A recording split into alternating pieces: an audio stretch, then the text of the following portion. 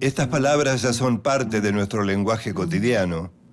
Muchas veces las usamos para nombrar características personales, situaciones que nos hacen sufrir, errores que repetimos, actitudes que queremos cambiar. Estas palabras vienen del psicoanálisis. ¿Y qué es el psicoanálisis? Es una teoría para comprender el inconsciente y una terapia para superar nuestros problemas anímicos. El rol del analista, entonces, es ayudarnos a descubrir la raíz de esos problemas.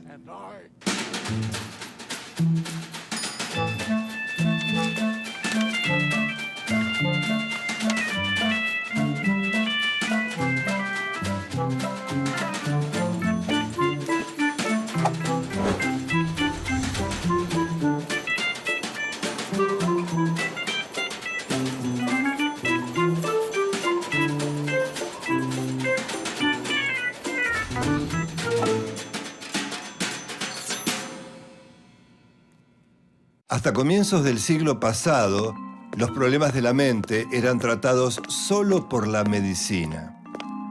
Fue precisamente un médico austríaco, Sigmund Freud, quien se dispuso a indagar en las profundidades de la mente, y lo hizo de una forma muy particular, a través de la palabra. Freud escuchaba a sus pacientes. Consideraba sus palabras como la llave de acceso al inconsciente. Pero la comunidad médica se resistía a aceptar que podía curar los problemas solamente hablando. Sin embargo, Freud pudo. Los resultados fueron tan contundentes que no tuvieron más alternativa que aceptar al psicoanálisis como una especialidad de la medicina. Sin proponérselo, Freud impulsó una de las más sólidas revoluciones del siglo XX.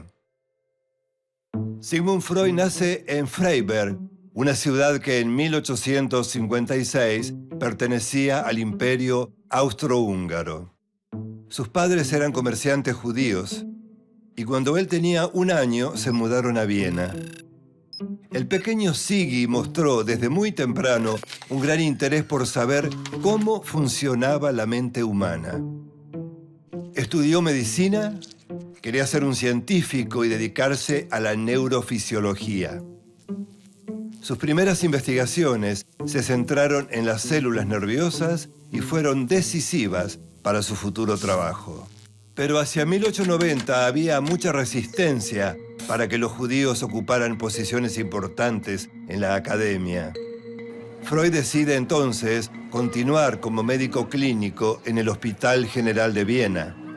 La misma Viena por donde pocos años después pasaría otro muchacho cuyo nombre se convertiría en sinónimo del máximo horror de la humanidad. Sus conocimientos de neurología lo llevan primero a trabajar en la clínica psiquiátrica del prestigioso Dr. Meinert. Allí Freud se especializa en las enfermedades del sistema nervioso. Descubre que en la palabra están los principios fundamentales para llegar al inconsciente y así lograr una cura para aliviar los malestares de sus pacientes. Cuanto más se introducía en las profundidades de la psique del paciente, más se acercaba al origen de sus problemas. De esta manera, a través de sus interpretaciones, Freud ayudaba al paciente a poner en palabras lo que estaba en su inconsciente. Partía de una hipótesis. Todo lo que se vive en la niñez deja marcas profundas. De alguna forma, se graba en nuestro inconsciente sin que nos demos cuenta y determina nuestras conductas adultas. Cuando el paciente se da cuenta de cuáles son los orígenes de sus conflictos, puede empezar a cambiar las ideas que tiene sobre sí mismo. El joven Freud recibe una pequeña beca para ir a estudiar en París con el famoso neurólogo Jean-Martin Charcot. En esa época, cualquier síntoma que no podía ser explicado se atribuía a algún tipo de histeria. Y como no había cura aparente, los médicos recomendaban baños termales, masajes, electroterapia o reposo. Durante sus estudios con Charcot, Freud llegó a la conclusión de que la neurosis es un trastorno de la personalidad, no una enfermedad del sistema nervioso. Las neurosis surgen de conflictos, frustraciones o situaciones no resueltas y se manifiestan en nuestras conductas. En 1886, Sigmund Freud regresa a Viena y un antiguo amigo, el respetado médico Joseph Breuer, le confiesa haber tratado un caso de histeria hipnotizando a una paciente. Ana O era el nombre de la paciente. Una joven a la que se le paralizaban las piernas y los brazos, veía mal, tosía y no comprendía cuando le hablaban. Freud no la hipnotiza. Prefiere dejarla hablar sobre lo que le venga a la mente. Recuerdos, fantasías, sueños que se asocian libremente. Al concluir el relato, Ana se sintió muy aliviada. A través de la palabra comienza su proceso de curación. La asociación libre no es el único camino al inconsciente. Freud descubre que los sueños también expresan deseos no manifiestos. En 1896 escribe La interpretación de los sueños. En este estudio explica que a través de los sueños también es posible abordar cuestiones arraigadas en el inconsciente. Es decir, los sueños son otra de sus llaves de acceso. En 1905, Freud publica sus investigaciones en 3 ensayos de teoría sexual. Vinculó el goce con la sublimación. Los deseos sexuales son impulsos que buscan los primeros goces que tuvimos. Por eso Freud separa lo genital de lo sexual. Hombres y mujeres obtenemos placer sexual no solo de la estimulación de la zona genital. Todas las superficies del cuerpo son zonas erógenas. Las personas satisfacen parcialmente esos deseos en la vida sexual y en los sueños. Freud distingue entonces 3 etapas en el desarrollo psicosexual de cada uno. La primera etapa es la oral, cuando la mayor satisfacción del bebé se la da el alimento. Por lo tanto, el placer lo obtiene al succionar. Pero cuando la madre le retira el pecho, el bebé siente algo así como la expulsión del paraíso. El bebé entra en la segunda etapa. Freud considera que retener y soltar le causa placer. La tercera etapa aparece a los 3 o 4 años, cuando el niño o la niña descubren que llevando las manos a la zona genital obtienen placer. Comienza la curiosidad, la angustia y la confusión que provocan las diferencias entre la anatomía sexual del varón y de la niña. Entre los 5 y 6 años, el niño entra en la fase del complejo de Edipo. Los sentimientos del niño hacia la madre y de la niña hacia el padre entran en pugna. Sienten por ellos amor y celos, rivalidad y dependencia. Esos sentimientos incidirán en la formación de su carácter, en su diferenciación y orientación sexual. La teoría de la sexualidad desarrollada por Freud lo hizo famoso, pero no por las razones que él hubiera deseado. Él buscaba hacer un aporte a la comprensión de la represión. Durante la Primera Guerra Mundial siguió buscando respuestas a un conflicto neurótico de base: lo que deseamos versus lo que hacemos.